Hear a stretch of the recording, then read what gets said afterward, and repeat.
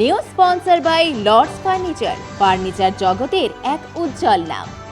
নিজেদের ঘরকে সুন্দর আসবাব দিয়ে সাজাতে আজই আসুন আমাদের প্রতিষ্ঠানে।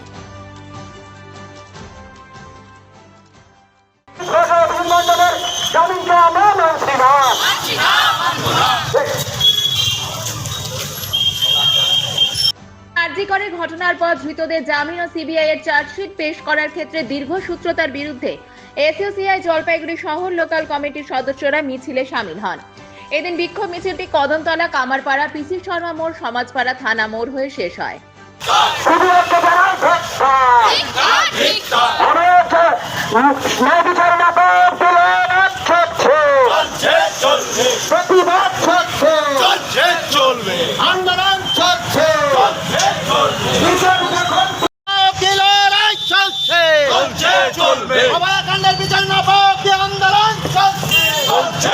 আপনারা সমস্ত মিডিয়ার মাধ্যমে শুনেছেন বা আমরাও শুনেছি যে গতকাল 90 দিনের অতিক্রান্ত হয়ে গেছে এবং যবে এই সন্দীপ ঘোষ এবং অভিজিৎ মণ্ডল, যাদেরকে অভয়াকাণ্ডের মূল আসামি বলে মনে করা হচ্ছে, অন্তত সাধারণ জনগণ মনে করছে, তাদের কর্মকাণ্ড এবং তাদের নিয়ে যা বেরিয়েছে, তাদের বিরুদ্ধে নানান অভিযোগ থাকা সত্ত্বেও হাতে, কারণ এর আগেও সিবিআই বলেছে তারাই এই অভয়াকাণ্ডের মূল পাণ্ডা, অথচ তাদের বিরুদ্ধে যে 90 দিনের মধ্যে যে চার্জশিট দেওয়ার কথা ছিল সেটা আজ পর্যন্ত দিতে পারেনি, গতকাল পর্যন্ত দিতে পারেনি, যার ফলে তারা জামিন পেয়ে গেছে এবং যার ফলে এই বিচার ব্যবস্থা তাদের দ্বারা প্রভাবিত হবে।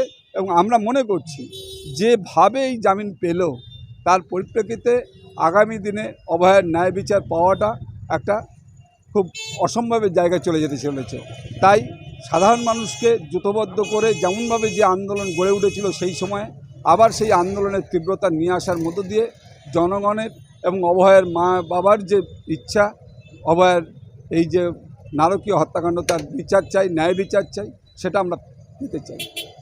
এই দাবিতে আজকে আমরা ওই যে অভিজিৎ মণ্ডল, সন্দীপ ঘোষ এবং অভিজিৎ মণ্ডলের বিরুদ্ধে যে চার্জশিট দাখিল না হওয়া এবং তাদের জামিন পেয়ে যাওয়া, এটার বিরুদ্ধে আজকে প্রতিবাদ দিবস হিসেবে সারা রাজ্যে আমাদের দল এসইউসিআই কমিউনিস্টের পক্ষ থেকে পালন করা হচ্ছে। জলপাইগুড়িতেও আমরা তাৎক্ষণিকভাবে আমাদের এই প্রতিবাদ মিছিল বার করেছি।